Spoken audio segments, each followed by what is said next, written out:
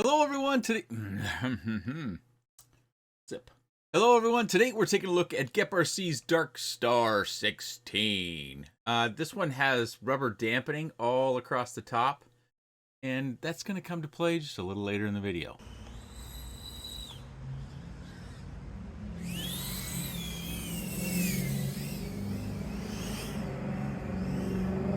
The flight controller with a micro USB connection is GepRC's Taker F411. That is a 12 amp ESC. It does 1 and 2S, but in this case, we're going to be running 2S. While we're down here, we have a 3D printed battery holder. XT30 mounted is in a plastic mold back here. This piece right here is actually a straight TPU piece. You just bend it up to mount to the prop protection. Of course, as always, mine is Express LRS, and here is the antenna. Right down there is a capacitor of some sort. I can't quite read the microfarad on that. Comes with Gem Fan quad bladed 1636 props, and the motors are Speedix 2 1003 14,800 kV. And as previously mentioned, the entire top assembly with our VTX and camera is soft mounted with these rubber grommets, of which we do get 2 extras. We do get extra prop protection, an extra canopy assembly in gray, extra set of those quad bladed props, get the extra antenna that comes stock with the 04, 2 additional micro linear antennas, a micro USB cable to connect to your flight controller, a full assortment of nuts and bolts for repairs, 2 battery pads. Note that I didn't use them. This is that TPU mounting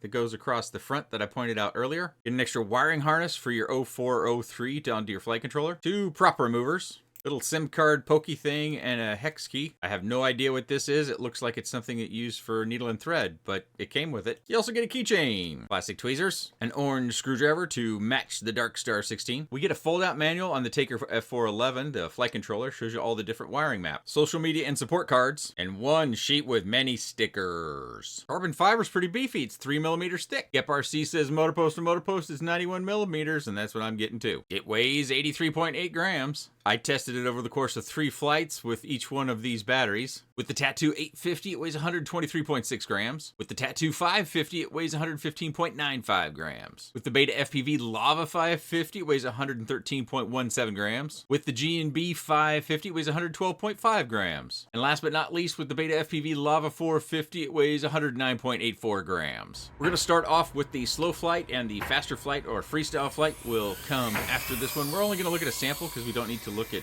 every little inch of the flight footage. And notice as we take off there with a little bit of that wind, and it is relatively calm, we had a little bit of wobbles, and then when I go up above the tree here in a moment on the descent, also notice when you come down, this is the DVR view, so there's no rock steady. And the rock steady pretty much smooths that out, at least it does to my eye. And we'll look at the rock steady view here as we transition. After about a minute of DVR view, we'll transition and do about a minute of the rock steady view, and then we'll go back to the DVR view. The DVR view is there to show you what it's like without any of the stabilization that the rock steady can do. It also shows you the throttle position. You know, I'm in the upper 20s, low 30s for the most part, just kind of cruising around. Gives you an idea of, you know, where I'm at on the throttle as well as our voltage. We have our run time down there, and then we have some of the goggle statistics down in the bottom right, as well as, you know, the name of the quad and the Express LRS information in the top left, or top right, excuse me. The flight information as far as the environment goes, 74 degrees, kind of a nice day. The winds were 3 to 10 miles an hour. So 3 when it's, you know, really calm, and 10 when it's not so calm. And I think when the winds pop up, that's kind of when we start to see it impact this particular quad.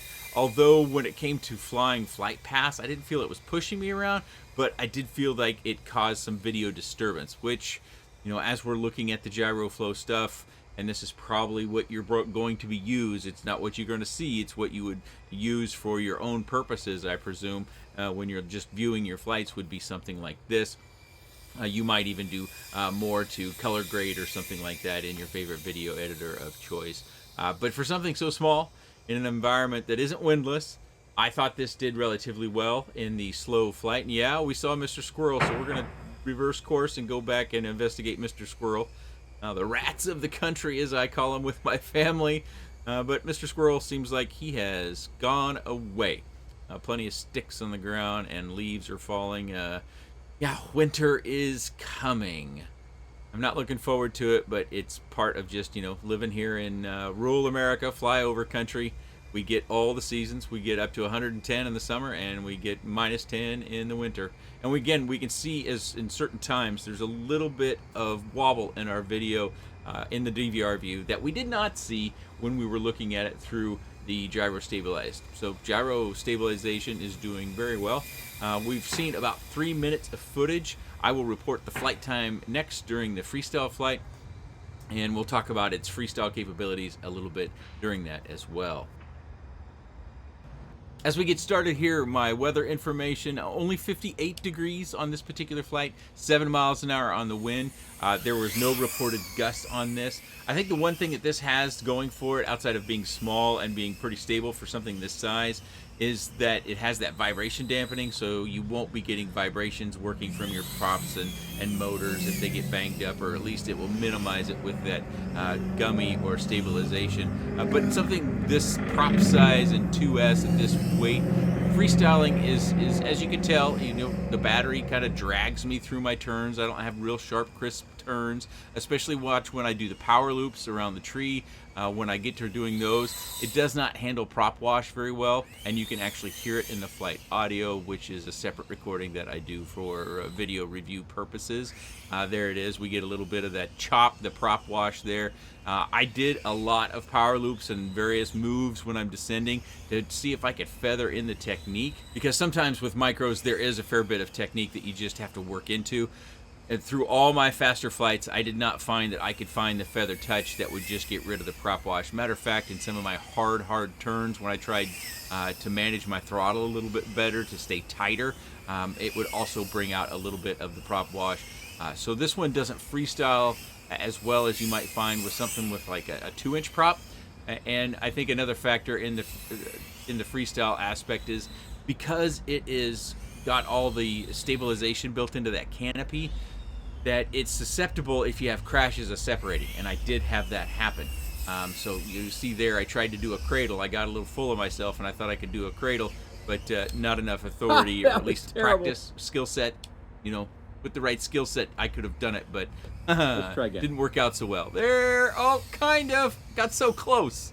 But on my very next flight after this one, I think this was my 7th or 8th flight of the day doing this particular flight style, I had this crash, and I'll show you some of that. There was a little bit of damage, not necessarily to the quad, but to the connector on the VTX.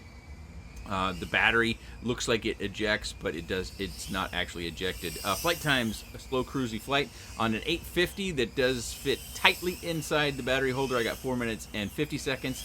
On the Tattoo 550, 3 minutes and 55 seconds. On the Lava 550, 3 minutes and 50 seconds. On the Lava 450, 2 minutes and 55 seconds. On the G&B 550, 3 minutes and 20 seconds.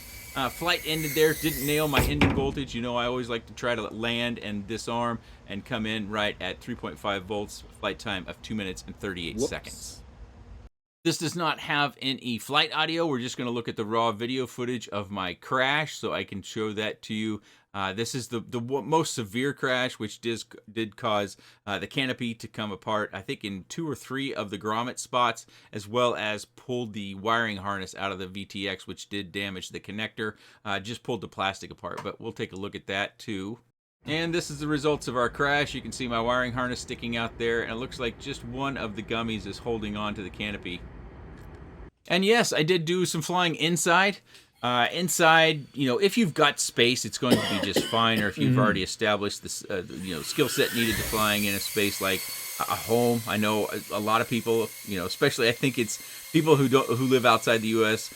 really see our house and is gigantic, and it is good size. Real estate is cheap here in the Midwest. We bought this home 17 years ago.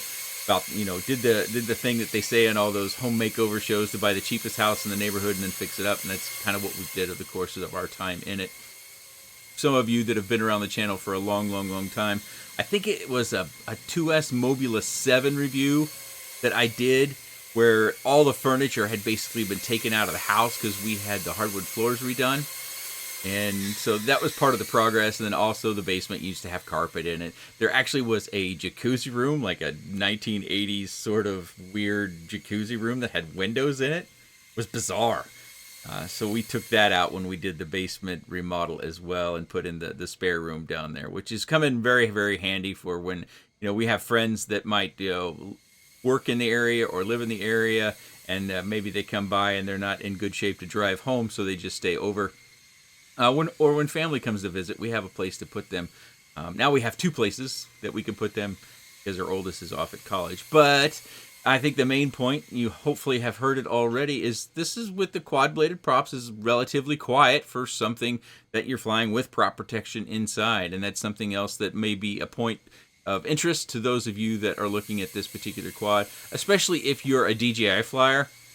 One of the questions I get all the time is, can I use this remote and can I use this goggles with this? I have a chart linked down in the video description that gives a compatibility. I haven't used a DJI remote in quite a while, so it's not something that I can reference just off my memory. And I'm not really a DJI pilot, so to speak. I don't have any DJI drones or anything of that nature. That's why I have the chart for you to reference if you don't know whether yours works with an 04 or not. They have two different versions of this. You can get it with the 04 as I have here. You can also get it without the 04, but still with Express LRS. Of course, if you get it without the 04, I think you could even put an 03 in this as well. There's a gap below the 04 of about 4 millimeters. So you might be able to squeeze in an 03. But, don't quote me on that. I haven't done any dry fitting or anything like that. I did go upstairs, and that's something that I rarely do. And I don't because it doesn't really have any good flight lines. You can't go through any of these rooms. You go into the rooms and back out. That was my bathroom that I remodeled some 8-9 years ago. Kind of proud of that. Heated floors, clawfoot tub, TV, chandelier, two-person shower or double-headed shower with plenty of space in there, and kitchen height cabinets. The only upstairs bedroom other than our room that's open is our 18, or not, he's not 18, or he's off at college.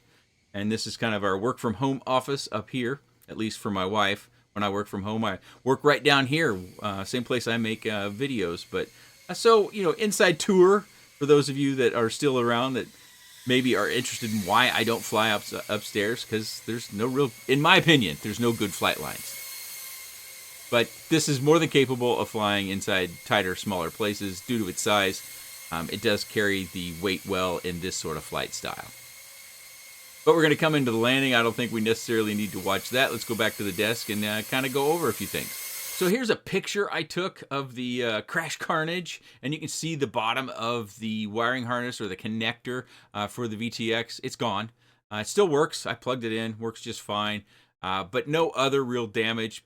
Threading the grommets in those little holes, that is somewhat challenging, but I was able to do it. Obviously, I've reassembled it here as I have on the desk, but I wanted to show you that something to be aware of as you are looking at this, especially if you're looking at freestyle. I would stick to more modest sort of exploratory sort of flights on this particular one, rather than looking to actually fly it faster and doing tricks and stuff like that. It's not what it's designed for, but sometimes because I fly them that way, maybe a handful of people get the impression that they can all be flown that way. That's not what I would recommend for this particular one. I was impressed that they use such thick carbon, which should bode well for the actual carbon and its durability. Excuse me there. Everything is recessed as far as your screws, except for your motor screws. Those are not recessed. You can separate kind of the prop protection in the top half with removing these two screws, and those two screws, and then the halves will kind of separate. Of course, in my case where I had to get to this, the VTX, that's all about taking the grommets and squeezing them through the little slats that are built into this canopy. I did find that this screw and this, I don't know if this is going to do much good except for when you kind of land upside down. It may provide some protection, but just because it's on screws, it's not going to actually do a whole lot to protect our camera. But if I get this lined up just right, you can see that the canopy, it was never in view, goggle view or rocksteady view, but it does have just kind of even right here in the middle of the lens, and then you have a little bit of protection, at least at this angle, at the lower part of the canopy. Just something I thought you'd draw out. Of course, you can't move this forward as this is your screw goes into the top of the camera. So as you change camera angle, this slides forward and back, and then you can change the angle of this, freely to whatever this canopy will allow as you do that. Mine came assembled, so I didn't have any issues with having these antenna inside here. Everything came assembled nice and tidy. They did use my favorite motor wire tape to make sure our motor wires don't come up in the props, so everything is secured down to the carbon fiber. The standoffs are metal all the way around, so when it connects the carbon fiber to the rest of the quad, that's all metal, so that's nothing really to complain about there. Access to our USB port as well as our binding and SD card slot is super easy because it's all exposed right up top here. As far as the prop protection goes, you know, it's not super rigid, and I wouldn't expect it to be in this particular case, but it's not like sloppy. There was some early edition, you know, 03 quads, what was that, 2+ years ago, that their prop protection, I think it was like a Pavo series from Beta FPV, where the prop protection was really kind of flimsy, and it would only kind of provide any prop protection if you were to bump into an animal or a person. But as far as actually providing any protection for the props and motors, I didn't think that in that case they would. In this case, they will. It's fairly rigid, pretty sturdy, not too flimsy by any stretch, and it's all depending upon, you know, where you put the stress points. Obviously, out here on the end, it flexes quite, you know, fairly easily. But then when you go in here, and this part doesn't flex near as much, and you can actually kind of feel both sides as I'm kind of pressing down on here. It's pretty stiff, but there's no. These are just mounted to the carbon fiber. There's nothing cross bracing it. So, you know, I don't have any complaints about that. Just little things I wanted to make sure I drew out in case somebody was interested in this particular quad. Let's see if I cannot read my eyes. Might need to go back to the eye doctor, but I cannot see. 220 microfarad, 16-volt capacitor. I finally got it at the right angle. Maybe you can see that in the camera view as well if I get enough light on it. Finally. Having the XT30 down here, it's actually kind of nice to have it mounted. Sometimes with other quads, you know, you have to do various things like, you know, twist your balance lead around, and then as you go to plug it in, you don't want a bunch of extra battery wire that might get up into your prop. So I would, you know, put twists in it and then plug it in. In this case, because you're securing it down below the prop line, that's a non-issue. Also, I'm very curious how this is secured down. Because it feels very sturdy. It does not feel like it's clipped in there, like it's a print that you shove through some holes or something. It feels like something much more serious. But if I get the camera angle just right, it does kind of look like there's clips. Can you see that? Just above the carbon fiber there, especially over on this side, over on my right-hand side. So it does look like there's clips, but there's still some print down here. And that's kind of a nice design because that's really in there. My other concern is if you tear this, how difficult is it going to be to get another one back in there? Does somebody at GepRC have a special technique to inserting that? But I was impressed with how well it was mounted. You don't oftentimes see that. Just as a proof of concept, the 850 does fit, but it's of all the batteries I tried, this is by far the tightest. And I'm putting it in backwards, but you get the point. Yeah, so the 850 as well as all the other batteries that I have out, they all fit. There may be other batteries that fit, but those are the batteries that I tested. Trying to get this out. There we go. So a wide cadre of batteries will fit that, and I didn't find that, like with my smaller batteries, the 550s, which as far as dimensions go, and fitting that holder, they got sloppy when I shoved them in there. So that TPU is nice in that it expands when you shove a bigger battery in there, and it seems to go back to its original form to where you can still safely fly and mount a smaller battery after that. As far as who it's for, hopefully I've made that clear during the video, but if you're already here at the end and you're not clear, this particular one is going to be, you know, flying in tight spaces. It's going to work out well because it is so super small, but also if you plan on flying it outdoor and larger spaces, low wind, the descent, it doesn't do great at descending, especially at much of an angle. You won't want to freestyle it. So it's pretty much a flat flyer to where you're cruising or exploring around without really wanting or needing to do any sort of tricks or hard aggressive maneuvers. As far as pricing goes, if you get this without the Express LRS, or excuse me, without the 04 in it, and again, I think you could probably get an 03 in there with that clearance that we have below. The price looks like it's $129 to $139 without, and then when you get it with the 04 and Express LRS, it can go all the way up to $399.99. Something to consider. If you are considering it, there'll be a link down in the video description to GepRC's website, as well as any other website that this might become available, and you spend your dollars where you like to spend your dollars. Some of them will be affiliates, some of them will not, as always. If you do have any comments, questions, suggestions about the DarkStar16 from GepRC, please let me know in the comments section below. I appreciate your time. Thanks for watching.